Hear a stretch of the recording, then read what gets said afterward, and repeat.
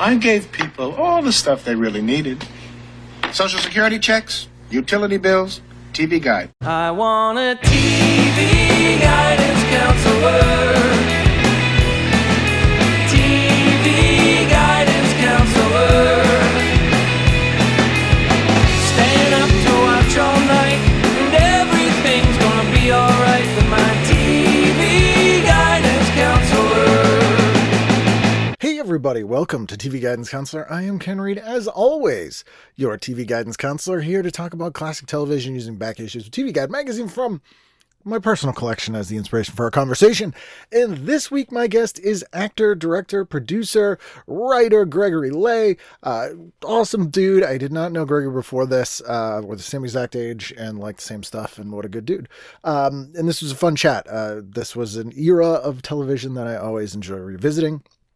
I put some links to his stuff in the show description, so you should absolutely check out his things that he's been working on. He's a smart guy and has done some really fun stuff. I very much enjoyed some of the videos that he has posted on his IMDb. There's some fun little things that he was on, but he was also in like the Adjustment Bureau and a bunch of other stuff that he's definitely been in movies you've seen. And TV shows you've seen for sure. But yeah, good dude. Anyway, I enjoyed this conversation. I think you will too. The next week's episode, just to give you a little preview, I will be doing a year in review for 2015. So I've been engulfed in all things from 10 years ago. So this has been messing with my head a little bit, but I'll get into it next week. But we didn't do a year in review back then. So this will be a decade later year in review like we did last year for 2014. So people seem to enjoy that. So we'll do it again. Anyway, this week is this week. So pay attention. This week's episode is very fun. So please sit back, relax, and enjoy this week's episode of TV Guidance Counselor with my guest, Gregory Lay. TV is my friend, and it has been always there for me in time of need. Live via satellite from Los Angeles. Gregory, how are you? I'm doing really, really well, Ken. Thanks for having me. Excited to be here. So very welcome.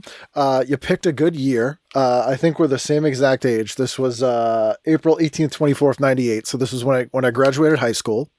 Yeah. Yeah. I was graduated in 99. So it was like I was the older kid in my grade. So I think, 99 I graduated. But yeah, have so many memories from like that was when I was so immersed in entertainment in general. And I was such a TV guy ever since I was little. And I called out sick for school and would mark out the game shows I was watching. That was like my thing. And I think a few other people had it. Like, okay, now that I've successfully called out of school, I can mark down The Price is Right, crossword. They're all there. Get my snacks. All good to go. I feel like this generation of children, this is my old man soapbox talk, does not appreciate daytime TV like we did, because they could, in theory, if they wanted to watch Price is Right, I'm sure they just pull it up on their phone, watch it in school or watch it when they get home. But that like sweet daytime TV when everyone else was at school, it something about it was thrilling. It was. Maybe it was just the fact that you were never really there to watch it and somebody was there to experience it, and it something a little forbidden about it, because it was exciting. You got to experience television, right, while you were not in school at that age. Yeah, because normally you're out of school. Maybe you weren't allowed to until later on. So it was sort of, and it's a wild thing. I was talking to somebody about this earlier that it was so limited. I mean, from what we have now, it's just we had our parameters. Culturally, it always fascinated me because I always was very, very interested in, and have been in, like the way that music and movies and TV sort of help create culture as much as culture helps create them. And it's always a reflection of each other. So just to understand and to think about, like, it happened so gradually, the movements in technology and everything getting faster. But at the time, it's like everybody had a handful of things they might have been able to watch. Say it was 100 or 200, right? Yeah. That's not that many. So we all had some cohesion as a culture based on these programs we watched. So it's always been way bigger than that to me. It's something I would love to either see a documentary on or watch a documentary on at some point, or make one where you really do kind of tap into that sort of how culture has changed by way of having all of these options, all of this choice. You don't have to sit through a program on the channel, right? Like you don't which created a pace almost for life in a way, right? Now you could be as chaotic as you could watch things every 10, 20 seconds, whatever. So yeah, super interesting. It comes up in the show a lot, like those of us that grew up pre-millennium. It's that sort of shared experience we all had. Like, regardless of where you are now, you had this shared experience of the stuff you watched. And it exposed us to stuff we never would have willingly chosen to watch. Because say you watched the show at 8 and one at 9 and the show at 8:30 you didn't care about, you'd still watch it because you're not going to shut the TV off, you know? Yeah, and now I definitely have my picks. You kind of go back by habit to the things that you like, that tap that button, and you're probably less willing to go out into uncharted waters, right? Yeah, and some of my favorite stuff is stuff I stumbled on, or the other thing you would have to do is, if I don't know if you have siblings, but that you'd have to make a case for what you wanted to watch on the one TV. So you had to kind of learn A, to compromise, but B, also to like argue why something was worth watching to other people. Absolutely. And I would have the things that I really wanted to watch. I would always get really upset when everybody else wasn't paying attention, especially if I knew a good part was coming up or there was something I needed them to see. And like they were just on their own, in their own dimension. So I was just like, come on, you have to pay attention. And you don't like it because you're missing it. Yeah, exactly. You're missing the most important part. You're not going to get the entire movie if you miss this scene. Right. Yeah, exactly. Right. What were some of your game shows other than Price is Right? Because I was a big Classic Concentration guy, Homesick. That was always a fun one. I was a sucker for the bells and whistles. That Whammies, what was it? Pressure Luck? Pressure Luck, yeah. I mean, it's just the bells, the whistles, the lights, the whole little goblin, smashing the goblin thing. Always was enamored when I heard that one guy cheated. Remember that story about the guy that memorized the pattern, which is unbelievable, but good on him. Do you know who animated the Whammies? Wait a second, I feel like I know this. Is it? Who was it? Wasn't the Looney Tunes guys? No, it was Savage Steve Holland who did Better Off Dead, One Crazy Summer. Better Off Dead, One Crazy Summer. My friend, you are the only person I've ever spoken to who has said the name Savage Steve Holland. Probably because we're the same age. Two of my favorite films that encapsulate a period in time and cinema. Like it was such a what were those? Like that tone was so specific and incredible. I actually have, I don't have them on hand, but I can send you a picture later. I have a bunch of original animation cells from One Crazy Summer. So I have a bunch of the cells way. Of the, I have like 10 of them. Yep. I have them framed up. The guy who drew the animation was just like selling them a few years back, and I got a ton of them. And I've seen the movie so many times that I've like every frame memorized. Yeah, the cute and fuzzy bunnies and the blind love. I have that. I wonder how hard he is to get in touch with. Have you ever attempted to reach out to Savage Steve Holland? I have to look up some interviews. I don't think I've ever even watched or looked up an interview. He does do interviews every now and then. He's been up for doing the show before. He's weirdly he stays busy. He does a lot of directing, like the Disney Nickelodeon type kids shows. Like he co-created that show Lizzie McGuire later, and then kind of went into that world. No, you know what's really interesting about that is that then think about who Ricky was. Yeah, in Better Off Dead is Dan Schneider. Yeah. Who was making headlines lately and then directed all those kid shows. Yeah, ran Nickelodeon. Right? Yeah, so it's all sort of fits in with each other. I had Curtis Armstrong on, who was in both those movies, who was Ak and who was, Revenge of the Nerds. Oh, yeah. Right? And he's... Charles DeMar. Ever. Yes. Do you have any idea what the street value of this mountain is? But he had some great stories about that. And there's infamously, lately I've been seeing John Cusack's been doing like Q&As and film screenings, and he's been doing like high fidelity, say anything like what you would expect. I'm seeing a lot of that with some classic movies, Ken. Yeah. A lot of them. But now he's doing Better Off Dead, which is insane because infamously he hated that movie. Have you ever heard that story? No way. So they shot One Crazy Summer in Massachusetts. They shot it on Cape Cod. And Better Off Dead hadn't come out yet when they were shooting One Crazy Summer. So they had a cast and crew screening, and Cusack lost his shit. Like he got really mad, walked out, and they were like, what's the matter? He's like, I didn't know this was a comedy. You made me look ridiculous. Like flipped out. And Curtis was like, I don't know what the hell he was talking about, because there was nothing that was not in the script. Like there was no way you would like read that script and be like, this is a serious movie about teen suicide. And then you'd be surprised. So he wouldn't talk. He really thought he was in a drama. Yeah. And he flipped out, and he wouldn't talk to Savage Steve Holland for the rest of the shoot for One Crazy Summer. So they had to have like the AD talk to it. Like he wouldn't even look at him. because the producers were like, we got to get you guys back together, and they made another movie. Yeah, Oh and he was my like, God, he made me look riot. ridiculous, but now he's shown it, so maybe he's over it. I don't know. You know what that reminds me of, man? There's especially in the 80s, you had these actors that were coming out of these studios that were very like Marlon Brando-esque. People took their acting very, very seriously. And oh damn, I lost it. But there's another Back to the Future with Eric Stoltz when he took it dead serious too. Like he was literally in Death of a Salesman, and it ended up being like he was in his own dimension, thinking he was in his own movie. But it's so funny because as an actor, you can see why actors would get so self-indulgent that they'd be like, this is about sort of my experience and my torment and what I'm going through, and be totally blind to the fact you're obviously in a comedy, man. It's almost hard to believe, Ken, because you're like thinking about that means that he was. Ken, is that true? Yeah, because I'm thinking Curtis about the told me scenes it. he had to act across from Of Curtis, course, yes. And he's sitting there talking to Curtis, thinking this is a drama. I mean, maybe that made it a better comedy, but damn, that's almost unbelievable. That you would be so angry that like they made you look like a fool. Like I was like, what about the everybody wants some? He's like, I don't know what he was thinking. He seems to think that was serious. I'm like, okay, that's amazing. I'm gonna have to look more into that, Ken. That's incredible. It's very, very exciting. But I'm a big Savage Steve Holland guy, and those are two of my favorites. And a ton of Boston comics were involved in One Crazy Summer because, Tony V's in it and all this stuff. And Curtis Armstrong said they would go into Boston when they weren't shooting, and everyone recognized him from Revenge of the Nerds in Boston. So he's like, everywhere I went, it was just Booga! Oh, dude. Booga! Well, that's the other thing, Ken. It's like if you were in a movie back then that like got in the theaters, that's it. Oh, yeah. That's it. Yeah. Everybody knew who you were. Yeah. Now... you're lucky if you could have a movie that's opening up, try with all the money behind it right at this moment. Nobody's it's just as good an example that somebody's going to recognize somebody from the internet far easier than they are from.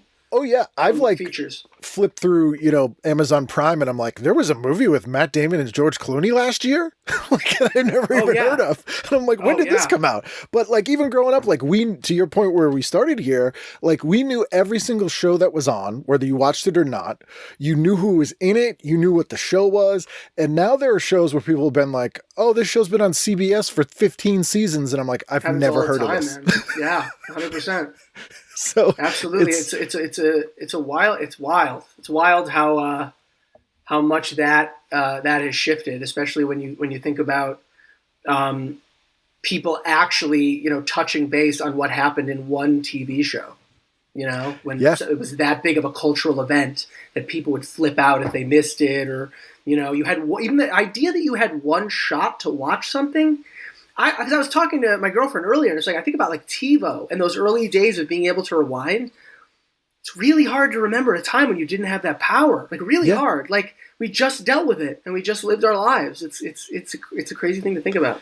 But I think that's why those of us who grew up in that way, we remember these shows more, because you would not necessarily consciously, but you would watch it with the idea in mind that you might never see it again. So you're like, I need to absorb everything going on. You couldn't kind of passively be like, okay, I'll watch again later. Or I'll rewatch. Yeah, it was a treat. It was like a treat every time it came on. Yeah. It actually had a value. Whereas now it's just, you can watch whatever you want, whenever you want. So that's just been removed. But you have to know already what you want to watch. That's the weird part. Aside from the algorithm, I'm always like, you can watch anything you want as long as you already know what you like, which we didn't necessarily know what we liked. Even as a kid, if you're 5 or 6, they're like, watch this game show, you probably would be like, I don't want to watch it. But just because you had to, this is great. Yeah. You'd find the parts of it where you're like, oh, actually, surprise, surprise. I might watch this again. Yeah. 100%. Or even renting a movie. There were many times I rented a movie where, 10 minutes in, I'm like, I hate this movie, but I paid $3 for it. So I'm going to sit here and watch the whole movie, and then ended up liking it. But now it's like, don't like it, move on. Don't like it, move on. Because you have no investment in it, even if it's only a couple bucks. Oh yeah. I've slowly seen my attention span, or quickly seen my attention span dwindle. I catch myself all the time. And I'm like, at least I think about it though. What would it be like to not even have a frame of reference about things being a slower speed, right? Because we were on that dividing line where we kind of have a consciousness of both. I mean, it's a wild thing to think about, but you have an entire generation now where from the inception, right? It's right into digital. We also got exposed to a lot of older stuff because it was cheap. So like we were watching that like quick cut MTV videos, but then, you know, we'd watch like a Little Rascals from the 20s or something and kind of go back and forth like it was nothing, which in hindsight. Right, Nick at Night would be on and like that switching is very weird.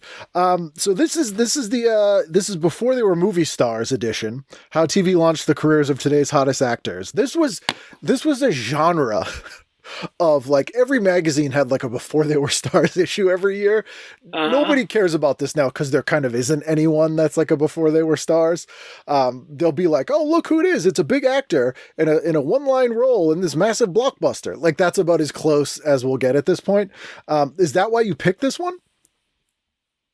I picked this one because of the age I was at.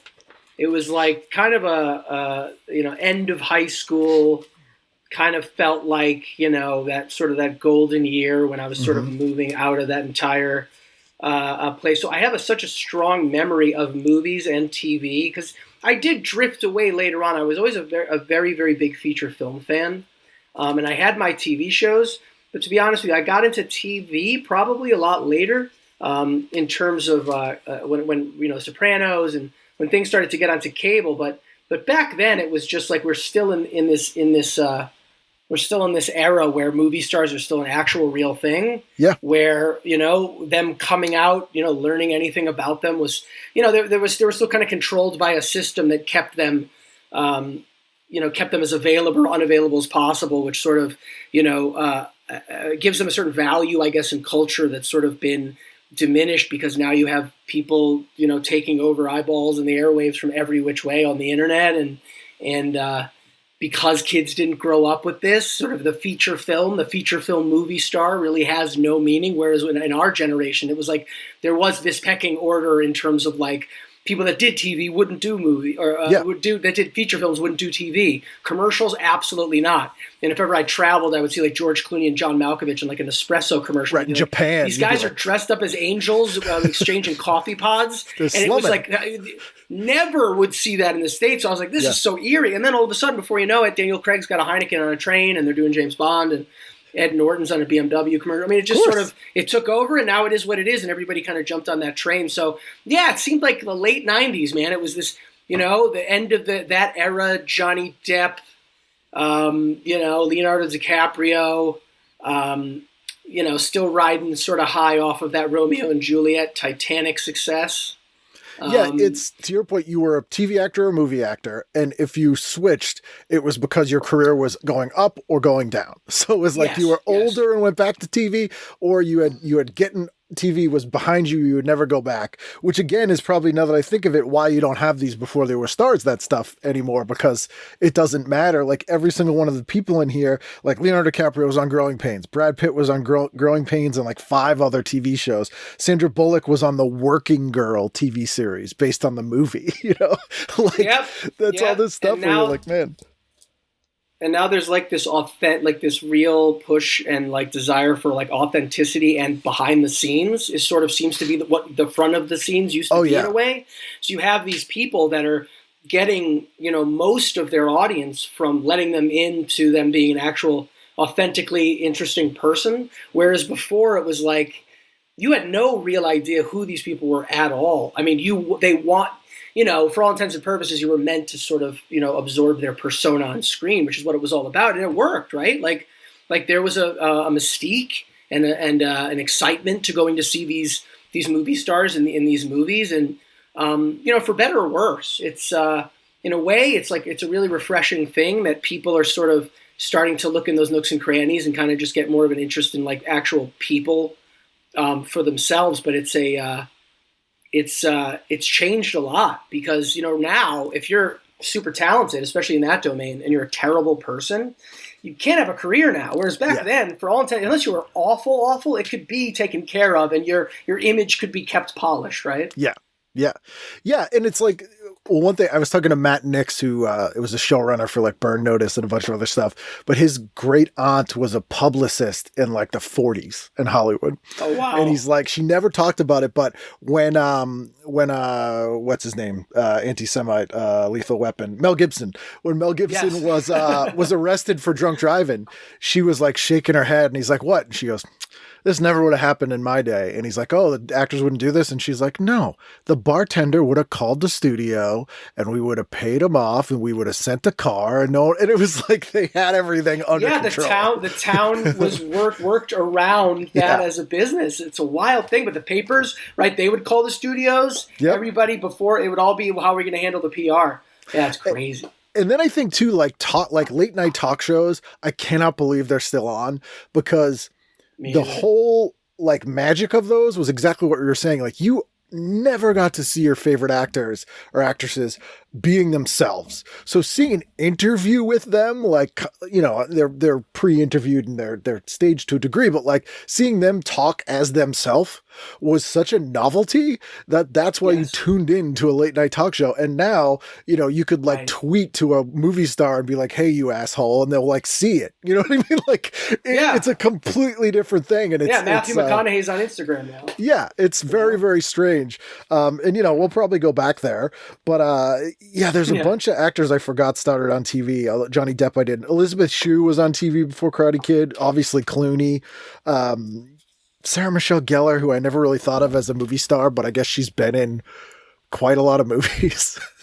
She was, right? And then her and Freddie Prinze Jr. kind of just disappeared into the ether and did the family thing. I feel like both of them kind of just took a break. So I feel like she it was one of those careers where it felt like it kind of could have kept going, but she obviously, like, she was sort of in everything at a point, and then it sort of just stopped. Yeah, I guess they were like, all we need is Scooby-Doo. She's like, that's all we need. That's fine. Yeah, we just need to borrow you for Scooby-Doo. It's funny, too, like Steve McQueen, Sharon Stone, Wesley Snipes, Meg Ryan, Jodie Foster, Tom Hanks, Michael Keaton, like so many of these people that I forgot were on shows. Michelle Pfeiffer was on one of the worst TV shows ever. She was in a TV version of Animal House called Delta House. In 1979. Get out of here. It was terrible. It was canceled after 3 episodes in 1979. Like a show had to be really bad to get canceled after 3 episodes in 1979. Wow. So it's very, very interesting. And then Peter Gallagher, who's back on TV after being in movies. So it's, you know, back and forth. Also, I want to mention the cigarette ads, which are always fun. There's always a brand I've never heard of in every issue, which is insane. And there's one on page 33 of the issue here. It's a cigarette for women, and it's called Meritt Ultra Lights. And it, like, by the late 90s, the taglines for cigarettes, if AI existed, I would swear were written by AI because they're complete nonsense. Like, they make no sense at all. Like, this one is Meritt Ultra Lights. You know it. That's it. Like, well, they're like, yeah, that's good. That's Smoke fine. It. Yeah, you know it. Yeah, it's just looking at that ad now. That's hilarious. I love the relaxed, like, you know, sporty person that's sort of smoking a cigarette. That's always really funny to me. That and like crushing a beer after a workout, you know. Smoking at the beach, just having like having a Snickers bar after ballet. You know? That was one. Totally healthy. Makes perfect sense. Right after yoga. Let's dive in here. Saturday night, what are you doing? So Saturday night, I kind of kept it to, you know, what I probably would have done. And I've always was throwing on like those HBO sort of Cinemax movie channel. I had those going. So I saw No. On Saturday, see, this is the thing. There were 3 movies on, and it would have been hard because depending on the mood, it was like, you got Damien Omen Part 2. Yes. Right? You got Breakdown with Kurt Russell, which is a great example of what you were talking about. Like, I would just leave that movie on. That movie would have been watched all the way through. Whereas now, it would have been like, I easily could have missed that. Dumb and Dumber's also on. And this is quite a lineup. And they got Pet Semetary, which was made in 1989. I was 9 years old. I was visiting relatives in Palm Beach, Florida. My dad takes me to see that movie at 9 years old. That's a bummer. And I just remember being back at, dude, that scene where the sister has like spina bifida and is like, for some reason she has green skin. Don't know what that was about. Zelda. But Zelda is sort of, you'll never get out of bed again. Remember that? that haunted my dreams that night and sort of forevermore. And I just remember having this. There was like a red light bulb on the corner. I didn't sleep all night because that Pet Semetary. I mean, it was creepy. It was very creepy. Something about 80s horror. Because that's the reason why I probably would have watched either that or Damien, to be honest with you. Because I think I was still in my like, wow, I love horror movies kind of phase. So I would just dive into any of those, to be honest, even if they were far dumber than the others available. I'm a huge fan of those as well. Sort of the 80s ones, though, they would kill a kid. Like, straight up Yes. a kid would get killed in an 80s horror movie, which as a kid was the most disturbing thing. Because you would see teenagers and adults, and for some reason you could justify in your child head that like, well, they only kill adults. I'm fine. Yeah, like Jason but would I be like, didn't yeah, do anything. there's Yeah. kids at the What there's have kids I at the done? camp. Yeah, I'm fine. But then these movies where it's like, oh no, they'll straight up kill a kid. You're like, I don't know how to handle this now. You're like, plus- I now know I'm not safe. Yeah, and I felt so bad for Fred Gwynn in that movie because he was so likable. Like, he's just so damn likable. Oh, gets the throat cut with a scalpel, man. Yeah. Brutal. Ugh. It was a brutal one. It is. Kid jumps on his back right behind him. I remember Yeah, that. Oh man, it's the darkest King book by far too, and the movie adaptation is very well done, which is why it's pretty horrific. The remake, it's one of those ones that stays with you. It's horrifying. It really did kind of get inside your head. Yeah, Pascal, the kid who got hit by the car and it just keeps coming back with like his head all messed up. You keep seeing The him. ground is sour. Yeah. That's right. Sometimes dead is better. Yeah. Breakdown was a huge movie. And I bet you couldn't find a person who remembers that movie now. Yeah, but isn't that wild? A movie like that would come out, it'd fill theaters, it would make its money back and everything, and people would talk about it for a year or two, and end up on TV. Here's a movie that was massive that nobody ever mentions, and I swear it's some kind of conspiracy. Backdraft. Yeah, man. I mean, I guess because when that came out, it was so huge. I remember my parents, like, they went to see it in the theaters. I remember seeing it like dozens of times on cable. It was a huge hit. Scott Glenn, Billy Baldwin, Kurt Russell. It had a crazy cast too. Yeah. So, I mean, Ron Howard, it's just sort of like, yes, it was. And it was a great movie. That ending, that twist ending with Scott Glenn. But I wonder whether or not it's just, these like decades pass, and because one human being only experiences this once in their life, like I'm like, because look, some of these things I get, like that they're like, let's forget about them because either the effects are so bad, or stuff. I saw an episode of the Hulk, tangent, but I saw an episode of the Hulk the other day, like the Hulk with Lou Ferrigno, with Bill Bixby. Yep. So I swear to God, Ken. So the setup was. And I tried to explain to my girlfriend, this wasn't meant to be a comedy. I do not think it was meant to be a comedy. Wasn't. Yes. He was in a sheriff station, and there was a gorilla. It was a man in a gorilla suit. There's no way, but back then, I'm thinking people believed that the Hulk, oh my goodness, look at the Hulk, look how strong he is. He just beat up a gorilla. There's nothing gorilla-like about this thing at all. Like there was no, and yet I'm willing to bet that back then people were like, wow, did you see the Hulk last night? He fought a gorilla. Well, TVs were smaller, so that helped. Good call. But also, if people at home are playing TV Guidance Counselor Bingo, they're going to get a square here. But I haven't mentioned this in a long time. There's a list online called the Hulk Out list. And Ken Johnson, the guy who created the Incredible Hulk for television, posted this on his website. Some guy went through every single episode of The Incredible Hulk and just made a matter-of-fact list of everything that made him Hulk out.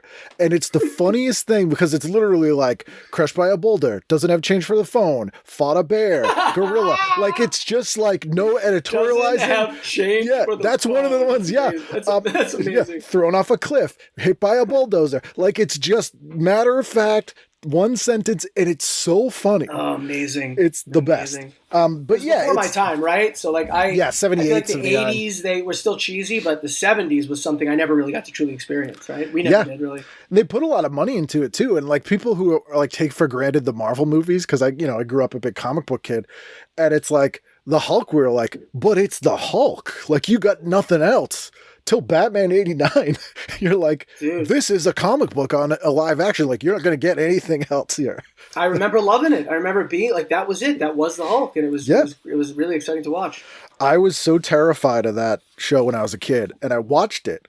But my parents somehow interpreted that I watched it because I really loved it, but didn't pick up on me being terrified.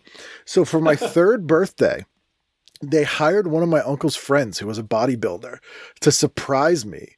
And he showed up painted green, dressed as the Hulk. And I freaked out. And I just ran inside crying and was hiding under a bed. And my parents were like, what the hell? We did this nice thing. The Hulk, we did it for you. Yeah. I'm like, no. We paid 20 grand for this, Ken. Yeah. I'm like, no, you don't understand. That's not. Don't do that. No. It's horrific. Oh, yeah. I got pictures somewhere. Funny. Sunday, what'd you do? Sunday, we have now X-Files all the way through. Like, there's probably no time when the X-Files was on that I didn't watch it. Always. And I could rewatch it. It was one of those, man, there's certain shows. It's one of those shows that, like, makes me feel about being, like, kind of warm and cozy and, like, flipping through the channels and just like being excited when I got to an episode of the X-Files, especially like when it was really good, right? Because like you go too far back, it's a little bit like, characters aren't really there yet. Yeah. You go a little bit too far and you're like, all right, they're kind of going off on a limb. There were those beautiful years, right? Kind of like The Simpsons and other shows. So it was either that. There are certain movies that were playing on that time that I saw that I was like, you know what? There are certain movies that were brilliant that I can't believe I never actually sat down and watched, but What's Eating Gilbert Grape is one of them, which is shocking, and I don't think I've ever really acknowledged it before, but like I was like, oh, maybe I would also watch that because I've never seen it. But it's a bum out. Speaking of DiCaprio. Yeah. I mean, he won he was nominated for an Oscar for that, wasn't he? I believe so, yeah. What a depressing movie. Like, for a movie that was that big of a cultural phenomenon and was super popular with teenage girls, which I get. It's got Johnny Depp and Leonardo DiCaprio in it, but it is a dark, sad movie. It is not based on a book. Was it based on a book, I believe, right? Yeah. And it's like, so from what I know about it, that makes a lot of sense. And that was also Johnny Depp sort of in his let me shift my career away from pretty boy thing, sort of maybe the start of that. Yeah, before he started looking like he smells bad. Like, not as squeaky clean, but not like, oh my God, I bet you stink like a bathroom at a club. Well, there's two things I noticed about Johnny Depp. Well, more than two, but I'll say these two. I was obsessed with Fear and Loathing. I think that sort of sucks people in. It's Terry Gilliam. The experience of watching that movie was just so trippy, and when I saw that, I was hooked. But he spent a lot of time with Hunter Thompson. He 100% started to talk like Hunter Thompson. Not stopped. As a lot of people did. Like, have you ever seen Where the Buffalo Roam with Bill Murray? Did he talk like that for a while, or does he actually still kind of a little bit? But so after that, Bill Murray's playing Hunter S. Thompson in that, and if you look at interviews with him in that year, he does it too. It's really weird. There's two people that people hang out with, then they can't stop talking like them for a bit: Hunter S. Thompson and Jeff Goldblum. Because when Gina Davis was with Jeff Goldblum, she speaks exactly like him. If you watch movies that they're in together, it's so weird. Funny. That's so weird. And they were married too, so she heard that all the time. Yeah. Dude, I got to go back and watch it. That's a riot. Yeah. There's like 3 or 4 movies where she's all like doing a Goldblum impression. You can't believe it. So Hunter S. Thompson, for whatever reason, like I think he has that effect on people, or had that effect. Yeah, especially when you like sit in a basement and do acid with him for weeks at a time. That'll probably fuse you in some way. There's that. And then also, he kind of became a pirate. Yeah. For all intents and purposes, right? So he's kind of like, if Hunter S. Thompson was a modern day pirate kind of thing, and little Johnny Depp in there, but that's sort of it. You always wonder. I always wonder with people like that, like what if it just stayed white t-shirt, blue jeans kind of thing, and we just got into old age, and like what would it be? He'd be Brad Pitt, I guess. It would be that kind of thing. Where, like he kind of always stayed. He's kind of that guy. Yeah, that's cool. There's some weird stuff on this night. So like, first of all, Sunday nights was always Wonderful World at Disney. And at this point, they were showing what they called movies, but they were only an hour long, and they were basically all failed pilots. So this is a failed pilot for a thing they're calling My Date with the President's Daughter. She's 5 minutes late. Alert the National Guard, starring Will Friedle, Jay Thomas, and Dabney Coleman as the president. Dabney Coleman as the president. It's a fine pick for president. I'd vote for him for president. Then the E! True Hollywood Story is on, which I loved at the time, but this is a particularly interesting one. This is the Bob Crane story. So this is what the movie Autofocus became later. But this E! True Hollywood Story was like the first time almost anybody had heard any of this stuff about Bob Crane. And I remember this blew my mind as a kid. Like, I could not believe this story. It was so insane. He was like a sexual deviant, right? Oh, yeah. Big time sexual deviant, right? Yeah. I think I remember watching something in this. He invested all his money in like really expensive film and camera equipment because he would film like all this gross stuff. Like millions of dollars on like high-end, circa 1960. He made his own porn kind of movies? Yeah. Oh, yeah.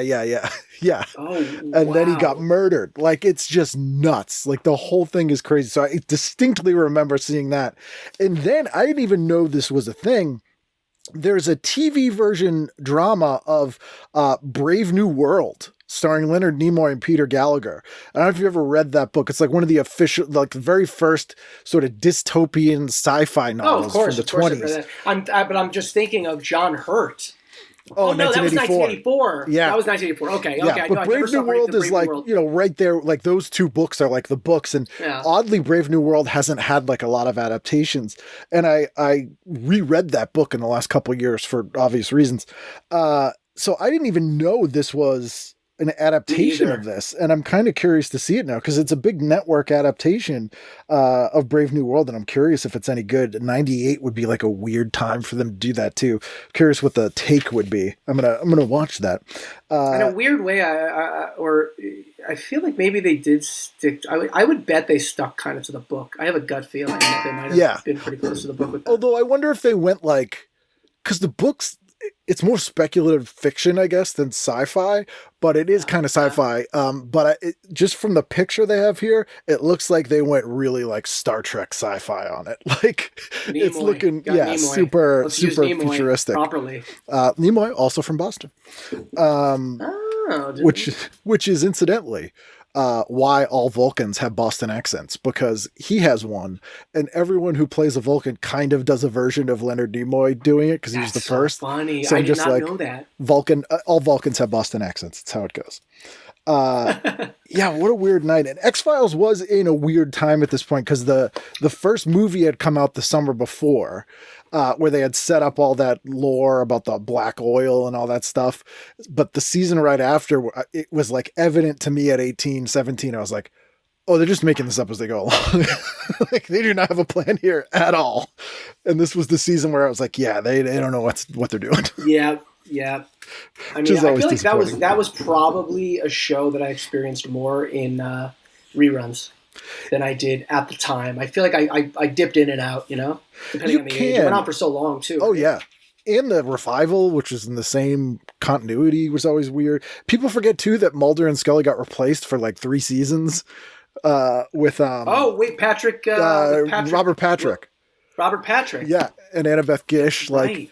That's right. They never come up. They try to do that, man. Like, I get it, like the property is valuable itself, the X-Files, but like once you've established stars of that magnitude, it's like that's a roll of the dice that like maybe there's something financial. I always wonder if there's something where they can tread water for a bit, maybe, and they know they can do that and it's worth more that way. Yeah. But the idea that you think that would ever have any longevity to it, that is the brand, right? That is the X-Files. Like you can do it with shows like ER, which are essentially a soap and about the environment. So like everyone loves the characters, but you can it's about the place. But yeah, the X-Files is about Mulder and Scully. Like you replace those people. I was never a big Dukes of Hazzard fan, but one season, Tom Wopat and whoever the other guy is, they had like a contract dispute. And so the network fired them and hired 2 new guys, and they did a whole season as their cousins. So there's a whole season with these just 2 random dudes who are playing Bo and Luke's cousins. And then by the end of that season, they had, the negotiation, they had basically called their bluff. So they got them back. But there's this whole season, which is you're like, who the hell are these guys? That's so funny. And like, I feel like you probably could tread water for like 1 season. You're like, all right, I keep going back, but. Yep. And we're like, we don't need you When are guys. they See? coming back? Yeah. So there's a Dukes of Hazzard cartoon. And in those days when they would do those cartoons, they would try to get the people from the show to do the voices, like the Punky Brewster show and all that. But the cartoon was done the year that the fake Dukes were on. So those guys are doing the voices. So you're like, where the hell are these guys? Who is making the decisions at this company? Also, the fact that a network was willing to blow a whole season's worth of budget just to prove a point in like a negotiation. Yeah, I mean, it goes to show you, right? I feel like that probably happens more than we even know. Oh, I'm sure. They're like, I'm going to play a $10 billion joke on this guy. Wait. You're like, wait a second. That money might be able to be used for something. Well, speaking of Curtis Armstrong, the reason they brought him in on Moonlighting was because Bruce Willis and Sybil Shepherd were such a problem that the network basically dangled Curtis and Agnes Beasley. His name Agnes Beasley, as being like, hey, you guys, if you fuck up, we'll just replace you with them too. We'll make the show about them. And you see these episodes that revolve around their two characters a bunch towards the end, where the network. So funny. They're like fucking with them as they're filming. They're like, hey, looking pretty good over there, guys. No shots for you guys today. We got these two. We don't need you. And then they're like, really? Don't you think this storyline is fascinating? Yeah. What a weird thing. Monday, what are you doing? Monday, I have. I've seen the movie Sleepers multiple times. I feel like I was definitely throwing that on.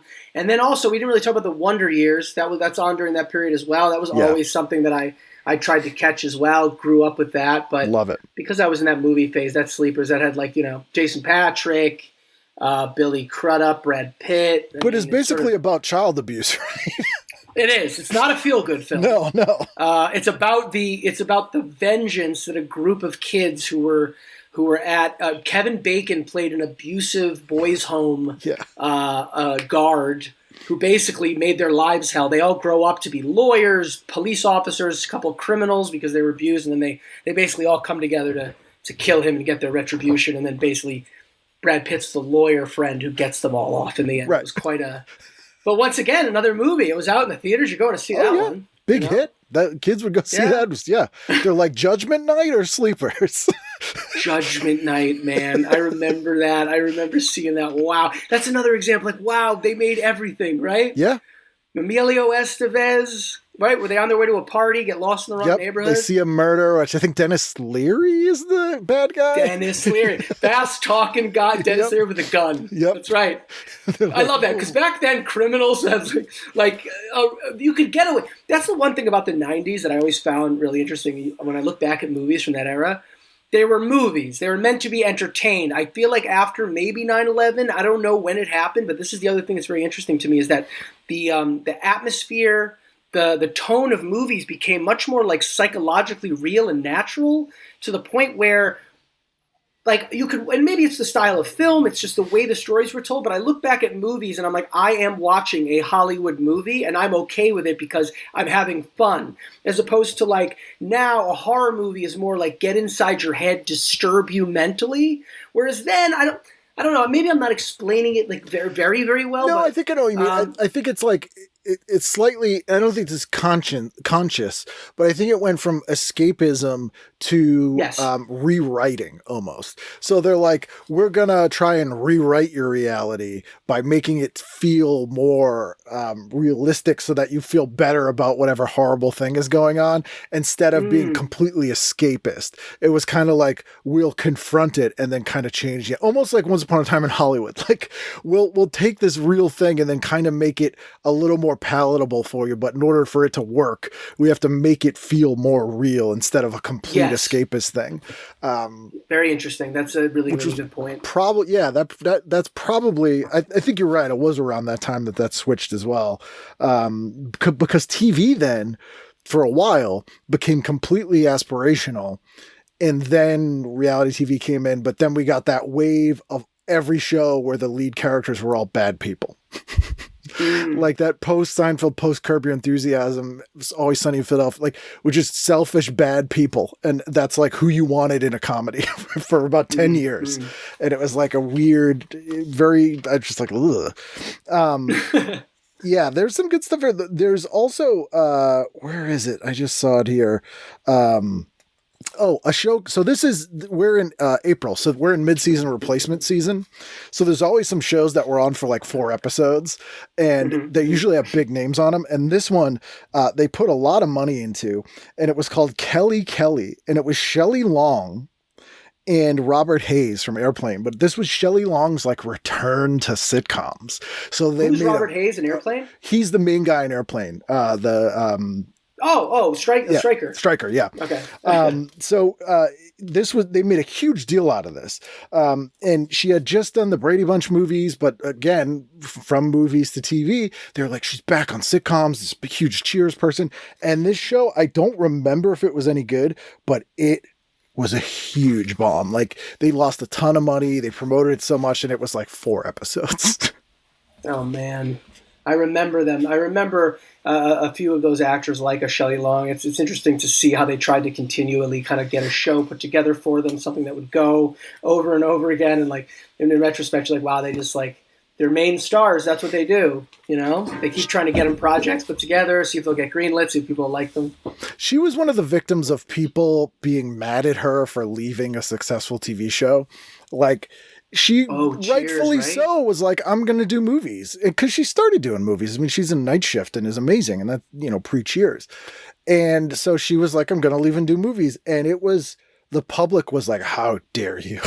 Like, people were like personally offended that she left was Cheers. Really popular on that show. Huh? Yeah. And then did Kirstie Alley essentially come in to literally replace her? Yep, she literally replaced her the next season. Yeah. Okay. And so and then Kirstie Alley went to do movies and no one had a problem with it, but they were like personally offended that Shelley Long did this. And every movie she did, like, people were like, she thinks she's better than us kind of thing. No, so man. like her film career and she made some great funny movies. So it was like, she kind of came around again because she got really good reactions to the Brady Bunch movies, which are great. So I think she was maybe I'll try this again. Man. Oh, they're perfect. The dark spin on those. Yeah. That's one of those examples where you're like, you did it the right way. You made it. Do you know it's funny, it just made me realize, like, any of the time a director has chosen, and Tim Burton did this with Pee-wee's Big Adventure a little bit, where they interact with the real world, like a sense of reality of like, what the hell is up with this family? With a lunatic, with the actual family that lives in this bubble that put in the real world, like Pee-wee in the real world. You're like, are these people insane? What's wrong with you people? It's those moments that always crack me up. Yeah, it was such a good, because the Brady Bunch movies end up being the perfect 90s, 70s nostalgia film with, I don't know how they managed to pull off this tone, but it doesn't feel ironic and smarmy. Like, it feels celebratory and fun, but also is like winking and poking knowing. Fun at the characters, poking fun at the whole thing. Yeah, it's like, that's a hard tone to get. And I feel like a lot of places can't. Like, I feel like the first Austin Powers movie at the time felt like that, but then they couldn't do it again. Like, all of the sequels, you're like, no, this feels gross now. Remember how much worse it got, Ken, as it went on? I remember by seeing the third one in the theater, the first thing I thought was, you guys are getting high on your own supply. Yeah. I'm actually watching you in a bubble, thinking that you can just give us greatest hits recreations, and you're like, it's almost like you're loving the smell of your own farts or something, to the degree where you lost it. You didn't give us a good, fresh movie. You kind of celebrated what you've already made. And it was so disappointing. Yeah, it was like, what you think we liked about the movie is not what we liked about the movie. And you're just giving us all this other stuff that you liked, but isn't what we wanted to see. Right. Oh, man, yeah. Judd Apatow movies got a bit like that for a while as well. Yeah, they did. Let's see. Tuesday, what are you doing? Tuesday, I had another show that, see, this is tricky because Unsolved Mysteries, obviously it's on, you're going to throw that on. That obviously is a recurring one. But a movie that stood out to me because it's so specific and unique is Things to Do in Denver When You're Dead with Andy Garcia and Christopher Walken. It's just one of those perfect examples of this movie got made somehow, plus Christopher Walken does every movie that's offered to him pretty much. Yep. With a great cast and a very specific plot that was really entertaining and, like, to me, the essential indie film. It was like a beautiful example of like a little indie story with good acting. It's a freak show of like situation and circumstance. and it was just fun to watch. It's that post Tarantino, every studio wants a Tarantino movie now. Right. So they're like, Yeah, and sometimes, yes, sometimes, you know, by fluke, they made a good movie. But again, it was like network executives who didn't understand what people liked about the original thing they're trying to copy. And they're like, okay, like violence and make it kind of weird and do like a bunch of different actors, like a TV actor people know, but make him kill somebody. I don't know. Like we had so many movies like that.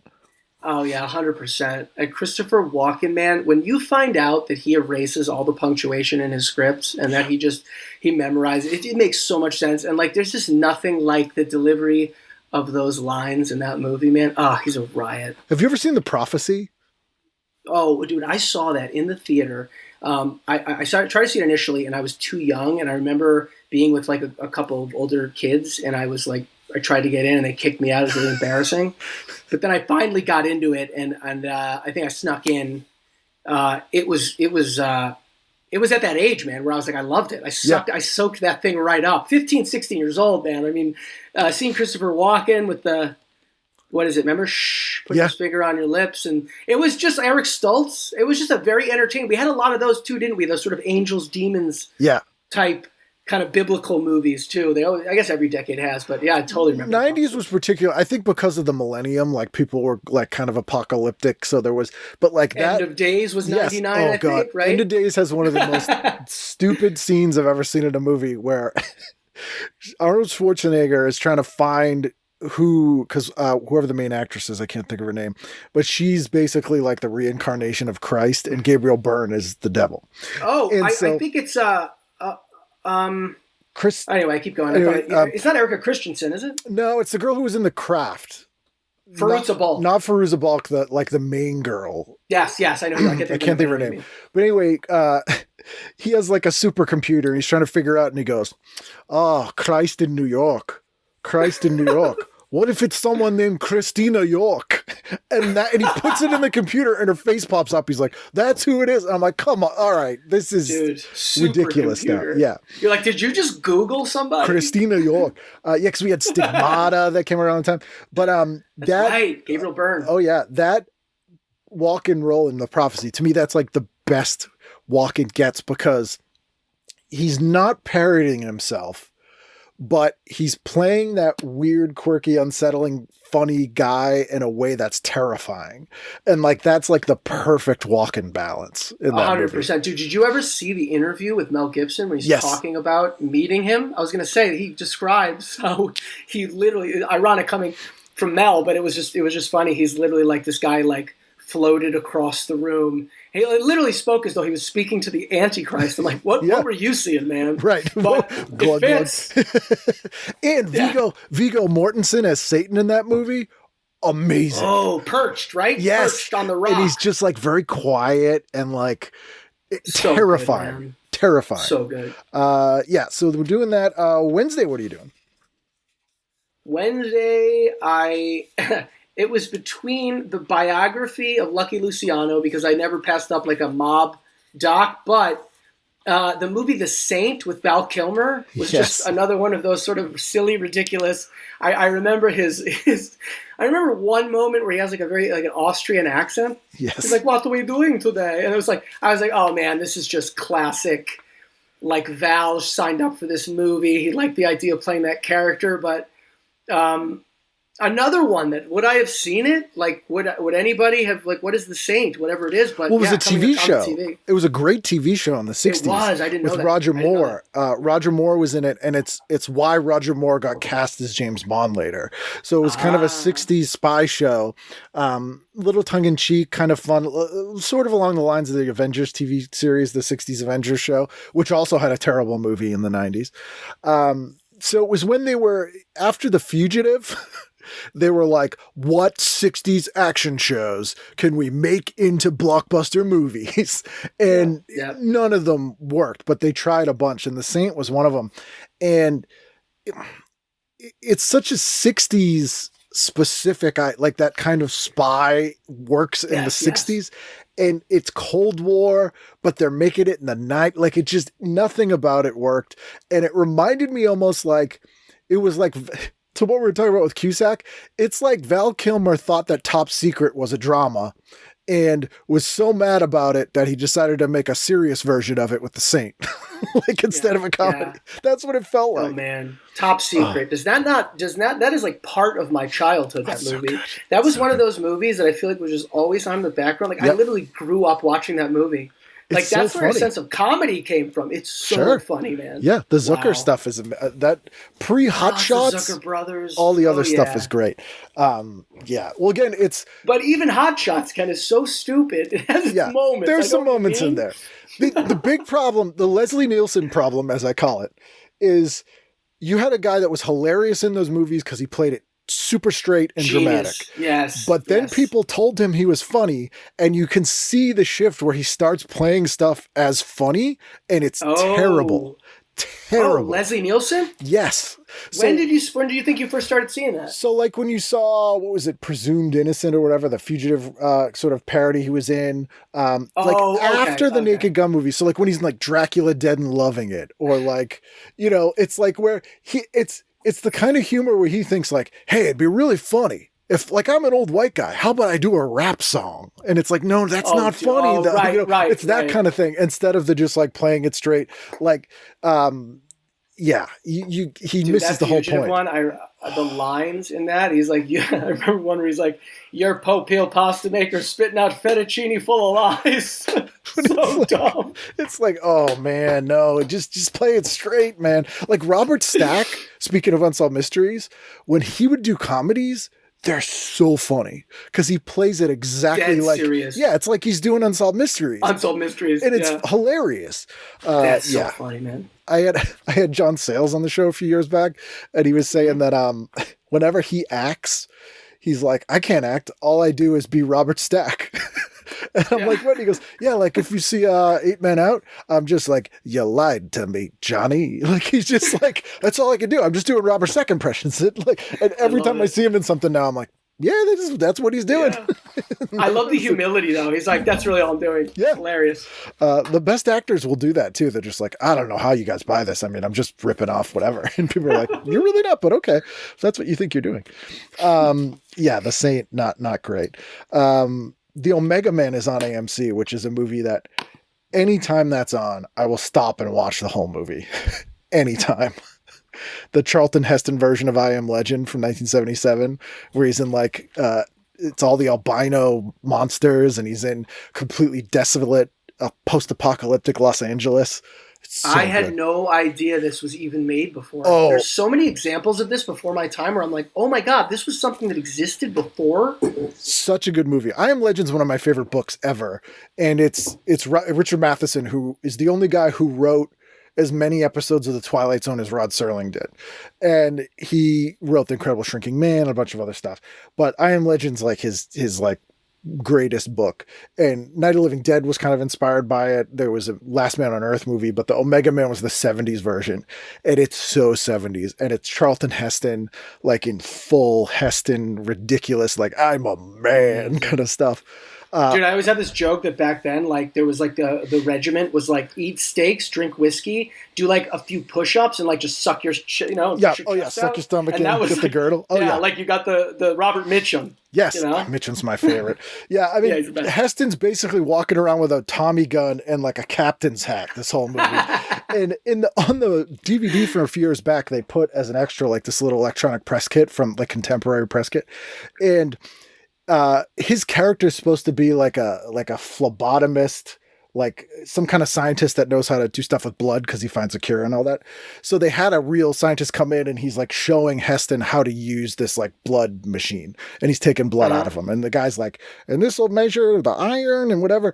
And Charlton Heston completely seriously goes, do you have a machine that can detect the amount of passion in a man's blood? And the guy's like, well, no. And he's like, he's sincerely asking him this question. That is, I thought maybe you had something like that. Could you tell me the level of passion in my blood? It's like, I'm sorry, we can't. But that movie, don't have the technology. Yeah. I will watch that movie all day, every day. I gotta check that out. I gotta check that out now that I know it exists. The opening scene, all he does is he just goes to this downtown LA theater and watches Woodstock over and over again because it's the only movie that's like left in the theater, and you just see him driving in this car with no other cars. He just every day goes and watch Woodstock. It's the weirdest thing. That's so funny. So do you think that movie holds up? I do. It's very 70s, but it's good. I gotta check it out. I have a lot of thoughts on it because I'm a huge fan of the books, and I hated the Will Smith adaptation of I Am Legend because I kind of missed the whole point of the book. Like this won't ruin it for you, but the twist ending of the book is, so these people get this sort of disease that's a bit like AIDS/COVID, but it kind of turns people into like vampire type things.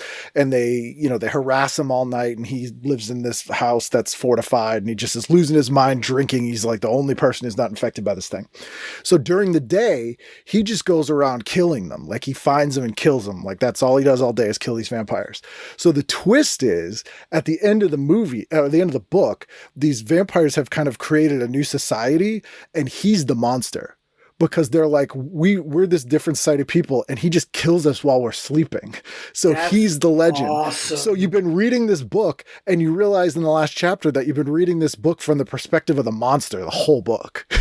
What, you're telling me that they had that on the table? Yeah. This is what I'm saying, Ken. Like, that one move makes that movie legendary. Like, Yeah. what are you doing? It's fantastic. Is it purely because you don't want to disturb people, or you think that maybe, I don't know, man, it's like Seven, right? Like, it's like that. Those are the kind of moments where you're like, yeah, I'm bothered, but this movie's going to live forever. Oh, it blows your mind because you're like, it's like a magic trick. So that was the twist in the book, but the Charlton Heston one goes with like this kind of Jesus allegory thing because his blood ends up being like a cure for the disease, and he gets a spear in his side and he's dead in a fountain at the end. And it's really ham-fisted like Jesus thing.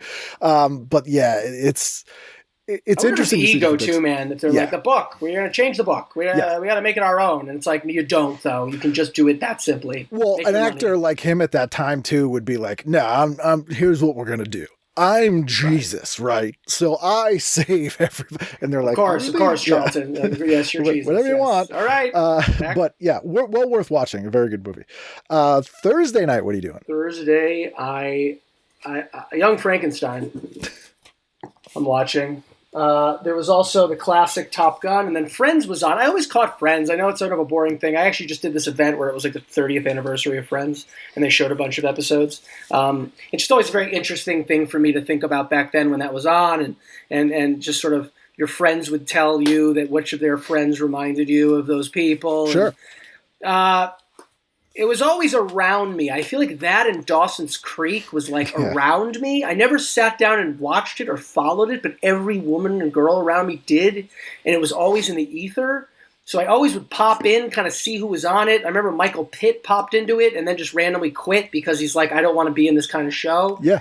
And those were just like, I don't know. It's a wild thing to see that it's 30 years later, like the literal cultural icons and the things we took for granted, especially about like that apartment they owned in the middle of New York. It sort of set up everybody for, see, that's what I kind of mean about a cultural moment, right? Like it literally made the village New York. It made people want to move to New York. It was like a tourism thing. It was sort of a cultural obsession. I mean, how many people watch that at any given time? I mean, it's everything. I feel like it's almost a boring conversation because I feel like we've probably already seen a million things about Friends and we already know this, but it is to me in our generation, it kind of seems to symbolize that, like what a television show really was to an entire generation. Yeah, it's that full-on aspirational thing too. Like it's they're not struggling. Yes, they're not. You're right. That's interesting. They're not. It's interesting too that the two shows that I always try to think of like what's this generation's version of the Brady Bunch. So like a show from before they were born that they've seen every episode and watching in reruns all the time, and it's like Full House and Friends. Weirdly, like kids or like teenagers, their Brady Bunch is Friends and Full House. To be like, oh my god, look at the '90s thing, and like they know every episode, they watch them in reruns. It's a really weird thing to see.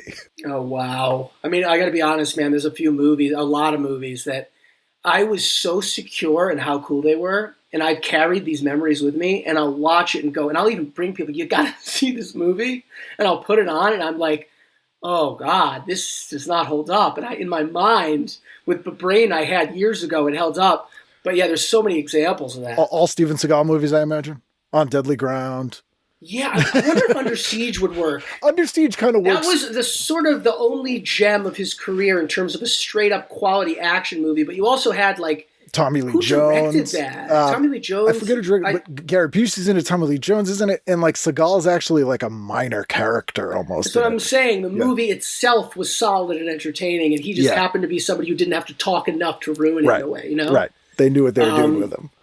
But man, yeah, talk about like that was one of the last decades. This is one of the last decades too, or the end of the era of like purely enjoyable, straight up action films, right? Like that were meant just to be enjoyed, purely as dumb kind of action movies.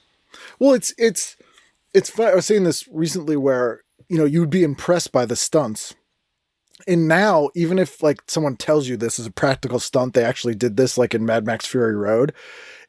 Even if you know that, it doesn't feel as impressive because you're just so used to them being able to just like fake everything with CG or something. So you're like, easily, it doesn't have that like overwhelming awe of like, I cannot believe a guy just jumped off that building or whatever it is. And I think that the lack of that makes it harder to make those kinds of action movies, if that makes sense.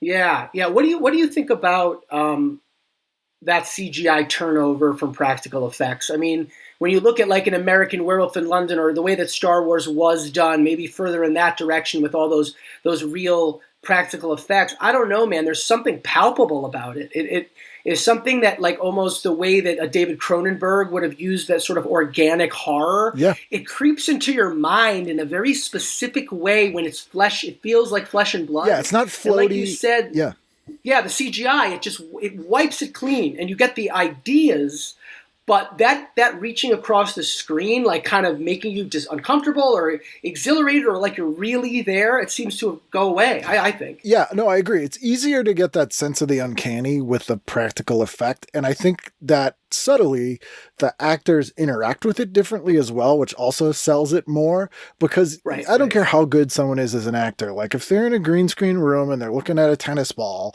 like something's going to be lacking from if there's like a practical thing there. Like it's just not going to quite be the same. I think the best use of CG is when they mix it with practical stuff. Like Jurrasic Park, like if you watch Jurrasic Park now, 30 years old, all the effects still hold up in that movie. And it's because they mixed like actual physical effects with CG and kind of like blended the seams of the physical stuff with the CG, so it kind of perfectly works together. Or like a movie like Dark City, where they really just are kind of just a movie, so good. I'm so glad you mentioned that, because that to me in my mind is like, I want to see more of that. Yeah. Like that movie was an experience. That what's the Metropolis? Yep. The elements of that, the German creation, the atmosphere, the story, German expressionism. Oh man, it was, talk about a movie that gets in your head and really makes you feel like you're experiencing something. Like, man, one of those movies that makes you want more of those movies. You really wish that people were really making more of those. And that movie also manages to have a really potentially super pretentious allegory, because it's a movie about making movies, right? It's a movie about like, you're just making these hugely dramatic stories and then you're breaking it all down and making these people do something else that you're watching them have, like this guy's a murderer now. Nah, get rid of it. Now this guy's a doctor. Like basically those aliens are like directing, movies to try and... That's so interesting. I never thought of it like that. I have to rewatch it as an adult and like think of it that way. That's really interesting. Which could be so pretentious, because whenever movies make movies about movies, you're like, shut up. But that... Right, but as a young kid, I definitely did not see it that way. But because I was just there. Right. That's what's interesting. Because it's so well done. I think you don't notice that's what, you don't have to watch it in that way. You can enjoy it as it is, and it's not beating you over the head with it. Yeah. That probably is what, everybody watches movies in a different way. I know that early on I was really sort of fixated on performance. And then all of a sudden you'll watch a movie as a film in the medium and you're paying attention to those elements. You go, oh, this is a piece of shit. Yeah. But wow, that actor was incredible. Sure.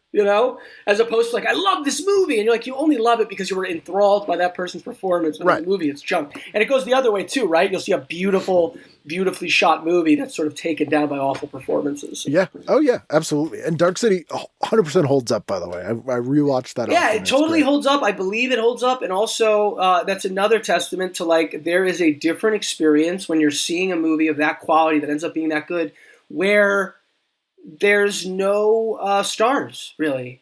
You know what I mean? It's like there's an immersion quality that happens when you're an audience member for something like that, where you're like, you know, the moment you throw in a star, it's like it becomes something different. It's not as much about the story. I understand from a business standpoint why they do that, but that's another one of the reasons why that movie was always so, I'm like, who are these people? They could be real people, because and this guy's got a lazy eye. Oh, yeah, Rufus which Sewell is like leading man with a lazy eye. Yep. Like, you know? Yeah, Kiefer Sutherland's like a hideous little like troll. That's right. That's right. You know, right. William Hurt is just like empty, but his character's kind of supposed to be. Like the guy who would normally be the leading man in this is just like this kind of shell of a character, but that's intentional. You know, it's so well done. William Hurt, man. Yeah, there's another tangent, but like you made me think of, because we're talking about Cronenberg, of A History of Violence. Oh, yeah. I think he's in it for a moment. It's one of my favorite William Hurt performances. Yeah. I did not expect it. Yeah. He's like, Jimmy! Yeah, totally out of nowhere. Love it. Yeah, he was a terrible person, but a damn fine actor. Was he? Was he a dick? Yeah, he was super. What was his reputation? So he was super abusive. He dated Marlee Matlin for a long time, but was like horrifically I didn't know that. Abusive to her. Yeah. After Children of a Lesser God? Yeah. I didn't know that. Brutal. There was a bunch of stories that came out after he died where people were like, oh, he was a bad guy. But see, only back then could you get away with that, Ken. Like, if he was William Hurt, his career would have stopped before it started. Absolutely. Isn't that wild? Yeah, absolutely. Yeah. But for whatever reason, before we go on to Friday here, just to show you the shift of things that are on like opposite Friends on Fox, they're showing World's Scariest Police Shootouts 2. Dude, that's always getting thrown on. It's like, can't stay away from those. No, just World's Scariest Police Shootouts 2. And then on number one was so popular that they had to do the sequel. Oh yeah, you have so much material. It's not going to be contained in just one. Oh, that's right. There's a lot of wild police shootouts. Yeah. ER has a bomb explode in the ER on that episode that night. Because this is, again, sort of pre-9/11, pre-Columbine. You could do an episode of ER where there's like a terrorist attack and people are like... And also, they're running out of ideas. I mean, they make so many episodes. I honestly, though, Ken, I feel like each hospital show has had its own example or its own version of an explosive in the ER. Yeah, I don't know why. Either it's inside somebody's body by mistake or on purpose, or somebody comes in and is going to get a bomb off in the middle of the ER. Yeah, you know, they play with all of it. It's the hospital show version of the sitcom of someone being trapped in an elevator with a pregnant woman. Yeah. Every sitcom has to have that episode, like for whatever reason. Meanwhile, I never known a single person who that's happened to. Friday night, final night of the week. What are you doing? Friday night. Oh, I just because it's so good. The movie Network is on. Yeah, and I just that's a movie I just want to keep revisiting because it was prophetic. And I remember when I first saw it, just being like, what did I just watch? It's like completely taps. It cuts right through you. The acting is incredible. The writing is incredible. Those scenes, especially when when I don't know his name, that he's being explained how business works. Oh, yes. And, I mean, just one of those movies that was kind of just a game changer in terms of like, oh my God, I found a gem from before I was born or old enough to even experience something where it was just, I was totally hooked. Faye Dunaway. Oh, yeah, Faye Dunaway was amazing. Speaking of William Hurt, I always, as a kid, used to confuse broadcast news with network. Me too. I thought it was broadcast news, and I would see broadcast news come on and go, not it. This is boring. And then I'm like, this doesn't look like that what I thought it was. Yeah, this 100%. Is not some show, a movie about yuppies sleeping with each other at a news network. Yeah, great movie. Also, there's a show that I think people share this meme all the time online, but they don't know what show it's from. And it's the show Beyond Belief, Fact or Fiction. I don't know if you remember the show, but it was hosted by... with a guy... Oh, yes, I know who you're talking about. Yeah. He comes up to the camera and he's like, no way, not going to happen. Yeah, they'd show... It was basically Two Truths and a Lie, the show. So it was the guy who played Riker on Star Trek, and they would have 3 like reenactments, like unsolved mysteries type things. And then they'd be like, did this happen? No. Or like completely made up. Or like, yes, this is real. So I always see people with that like super cut of him saying that, but I'm like, I don't know if you've actually seen the show because it's even funnier. I haven't. I've just seen the super cut, Ken. Oh, it's so fun. It's terrible. Absolutely terrible, but in the funniest way. Like not an intentional comedy, but very funny. Well, dude, I feel like that was that whole era of host coming out of the shadows. AJ Benza. Oh, yeah. Right? Fame. Right? Ain't it a bitch. Ain't it a bit. What was the name of that show? That was, oh, man. Hollywood. It wasn't True Hollywood Stories. Oh. It was, oh my God, I knew this one too. AJ think Benza. of it. Yeah. He became a big trumper. AJ Benza. Did he? Not a surprise, actually, if you think of it. I mean, it is always really interesting to see the celebrities that like kind of come onto the woodwork. Yeah. You know, it's a riot to me. Because you're like, oh, Scott Baio, Yeah. I guess. Because, Sure. dude, to be honest, like, I feel like there's got to be somebody. If you just take it from the standpoint of entertainment, you're like, you got to vet the public perception because the person's got to be at least somebody who's like, hey, everybody kind of cares about them. Yeah. Not like, oh, you got the guy that's kind of not really doing much anymore. It just doesn't, it's not going to sell very well. But those are the guys you because get. you think of the 80s. You're like, Yeah. that's 30 years ago, 40 years ago. It's not now. So the thing I've learned doing this show, and this is almost never true of women, every actress that I've talked to has been super humble and like totally used to whatever their career trajectory is because they've had to put up with Yeah. so much bullshit. They're kind of just like, yeah, whatever, you know, you have highs, you have lows, whatever. So many of the guys, especially ones who are super successful at some point, are really angry and they do not understand why they're not super famous anymore. Instead of them just being like, oh, I was a young guy, I got some luck, I got a cool show, whatever, you know, things, they're like mad and they're like, someone screwed me over. Like they have this weird, like the only way I don't have my own show anymore is because there's a conspiracy against me. And it's people You're saying this is, I'm sorry, I missed, this is younger people that kind of blew up when they were younger? Is that what you said? And now they're older, like the Scott Baios of the world. So they're like, you know, the reason I was on top of the world with Charles in Charge. And it wasn't just, you know, that happened to be the case and luck and then people's change, you know, taste changes. And culture, whatever was the culture of the time. They're like, I don't get these parts anymore because like there's a black guy who gets it or like people are like, they have some weird, and it's always guys. And isn't that so sad? Because it's like, dude, I hate to tell you, but everybody on the outside is like, you had your moment, but I kind of understand why Scott Baio doesn't have like a headlining show anymore. It just makes sense to me. Like what you offered and what the world was looking for in television in the 80s is it's so not that anymore. Yeah. That like, and I bet you it's also really, really hard for people that did make it when they were young because they never lived in reality in the first place. Yeah. So they never developed any of the ability to deal with that the reality of the world, which is like you were very lucky and this was always sort of a crapshoot and you kind of made a ton of money and now you're good for the rest of your life. Yeah. I mean, it's always, right? You're like, it's always the people you're like, what is it? You have everything you need. Why aren't you happy? Always guys. They're like, can't understand why they don't have it anymore. But then there are people like Scott Valentine, who's like the best dude ever. It was Nick on Family Ties.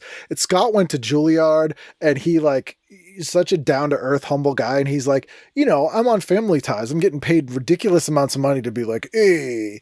And, you know, people would complain like, oh, we got to do this again. I'm like, shut the fuck up.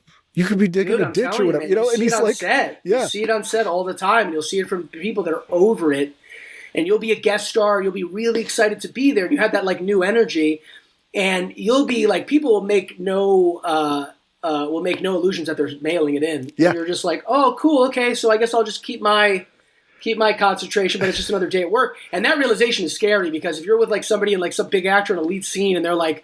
Yeah, like Law and Order, it's sort of those sort of shows. It tends to happen because they're so comfortable and they've done it for 20 years. That meanwhile, for you, it's the chance of a lifetime. This big break or whatever. Yeah, they're literally. I was about to do a scene once, and they're literally talking about the movie they saw like last weekend. blah, blah, blah, blah, blah, action. Have you seen this person? I was like, how do you go in and out like that? Yeah. But they at least like, they're in a thing. Yeah. But it's those guys like that like Baio and Antonio Sabato Jr. and like these people who was like, dude, you got lucky. You should be grateful for it. Like the reason you're not famous now has nothing to do with anyone else. Like there's no conspiracy against you. Taste change and you probably weren't that good, but you were good looking while you were 20, like we're talking about like good looking people or TV and models. Right. It's like it's not like you had this deep talent. You weren't like a director or an actor like a Daniel Day-Lewis where it was like it is a crime that your talents aren't being used. It was like, yeah, you were a famous person. You were famous and you're good looking, you're on television. Like you didn't take a chance and industry. Make this controversial movie that you believed in and Hollywood turned against. Like that didn't happen. Like you were on Charles in Charge. And then the show was on for 7 seasons and then it wasn't on anymore. Like, sorry. And look, it's a paycheck. That's what it is, right? Yeah. It's a nice paycheck. Sure. You kind of go and you great job. It's a gig, But yeah, 100%. But they act like it's, they've been wronged. The other show that's on is Millennium, which I don't know if you watched as an X-Files fan, but Millennium was amazing. It was sort of a spin-off of X-Files. It was 2 seasons. It was Lance Hendrickson, and he played like a guy who investigates serial killers. Yeah, and it was really good. Doesn't really get talked about now. No one really rewatches it because it was only 2 seasons, so it didn't really rerun. I don't even know if it's streaming, but was like the best episodes of the X-Files when it like really hit. It was a great show.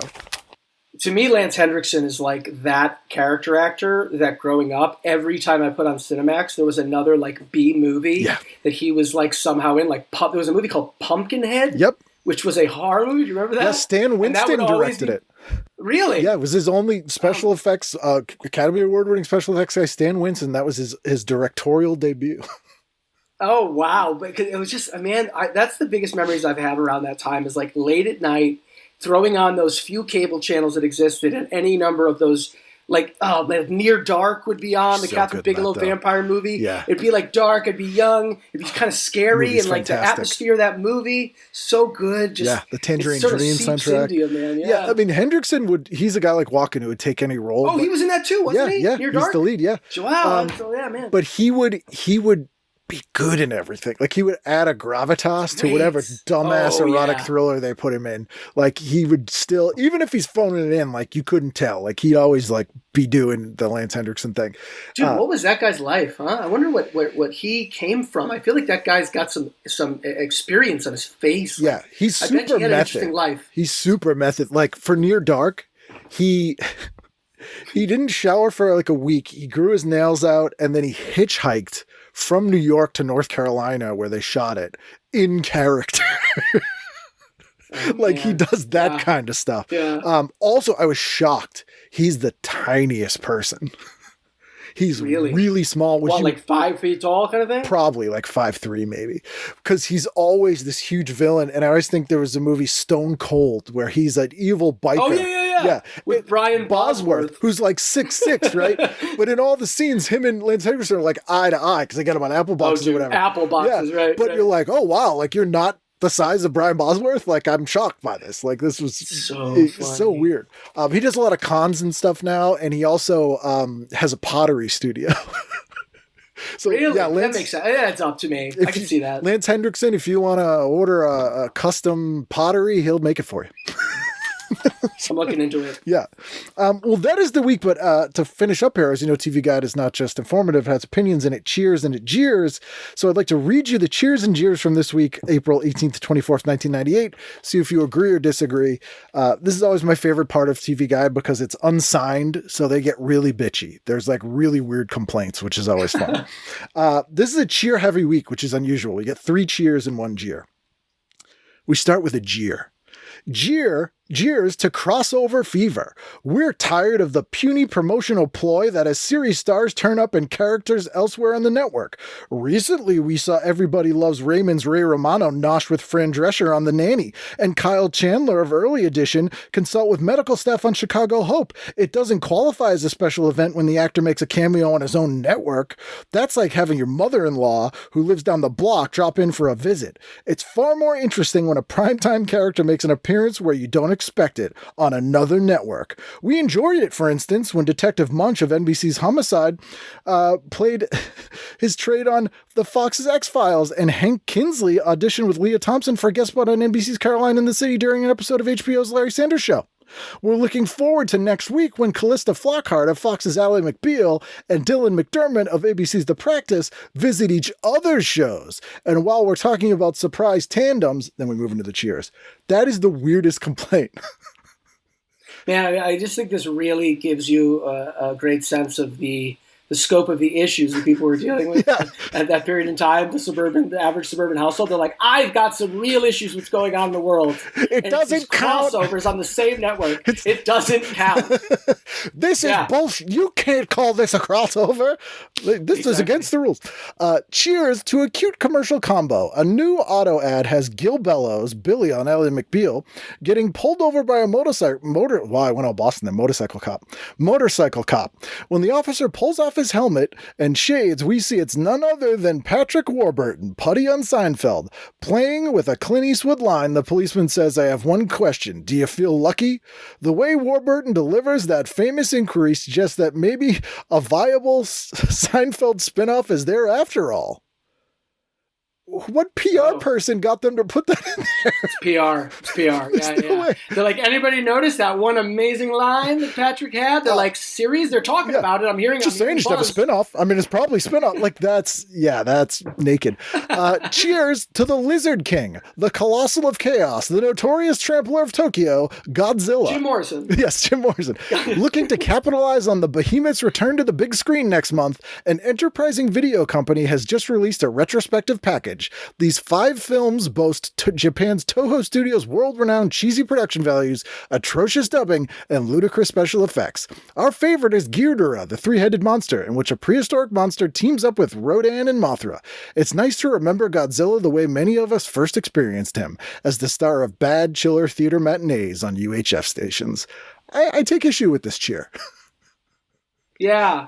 What is it? What are your thoughts on sort of the retro Godzilla? It feels very elitist because I love those movies and they do get silly, but it's not the movie's fault that they got badly dubbed and released in the US as like edited crappy versions. That's true. Like, especially when the first one's like a really deadly like we've seen it with Godzilla -1 and Shin Godzilla. Like, they're pretty heavy allegories for like a whole country that got an A-bomb dropped on it. And also I love how they're still like positive about the new Godzilla movie coming out when the 98 Godzilla is one of the worst things that's ever been put on screen. That was the Matthew Broderick one, right? It's so bad. I remember I saw that in the theaters. I remember that. Oh, it's so bad. It was forgettable. I forget it. Forgot all about it. Everything's awful about it. It had that. I mean, P. Diddy's terrible for a lot of things, but he had the lead single from the soundtrack, and it was not even a sample. Oh, Kashmir? Yeah. Was it the freaking Kashmir remake? It was so bad, and he's such a bad rapper. It was awful. I remember him going on SNL to perform that and just being like, does anybody get it? Like, if you have money, I guess you get to get on the stage and just take samples from legendary rock bands, embarrass yourself and everything. Yeah, I'm like, you didn't have the decency to cover the song, and you also didn't make the sample into a new song.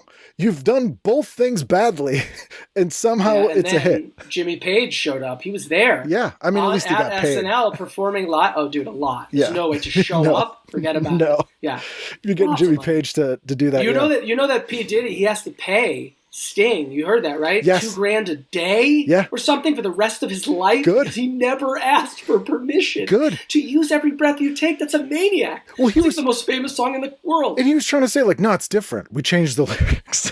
I'm like, no, it doesn't work that way. Come on. Like Ice Ice Baby. So different. No, have you ever seen that footage of him Yeah, I'm like, okay. Totally different. Yeah, I believe he believes You obviously don't know music. Right, exactly. And finally, cheers to risable rapid-fire references. Simpson Tide, the recent episode of The Simpsons in which Homer joins the Naval Reserves, was a cornucopia of pop cultural allusions right from the opening sequence, a faithful homage to The Bullwinkle Show. The program, which featured the voices of Rod Steiger and Bob Gilligan's Island, Denver, spoofed films from Planet of the Apes to Crimson Tide, and was peppered with a wild array of sight gags ranging from the Village People to Rock'em Sock'em Robots. Simpson Tide was quick, clever, and irresponsible. Another Springfield Symphony. how is that different from any episode of The Simpsons in 1998? Like, that doesn't... Yeah. I'm like, isn't No. every episode of The Simpsons in 1998 filled with pop culture references and guest voices? Yeah. Yeah. You know what? Sometimes you read those, and I'm realizing, like you said, I think that there's definitely some aspect of it where it's like, let's push our programming. Let's get the programming that we want out there, the things that we want to highlight. It's a good way to be sort of seem like it's casual. Yeah. But it's also like, hey, 3 out of 4 of these are just some PR negotiations, you know? You know what I was thinking? Thursday nights at 8 is a great time to watch The Simpsons. Really? Did you just think of that right now? No one told... Yeah. No, it just popped into my head. I thought it was great. Absolutely. You know what would be great in that time slot? Patrick Warburton. Spinoff. Putty Yeah. the spinoff. He plays a cop. I don't know. I'm just spitballing. Just saying. Yeah, just came to the top of my head. Well, thank you so much for doing this. It's been great talking to you. I appreciate you taking the time to do it. Thank you for having me here. It was kind of nice going down memory lane and just talking about a lot of these old shows. I mean, it's a lot of this stuff. It brings back so many memories, you know? Like I have the specific things I've watched, but just talking to you has sort of made all these other things pop up. I could probably talk to you forever about this stuff, to be honest.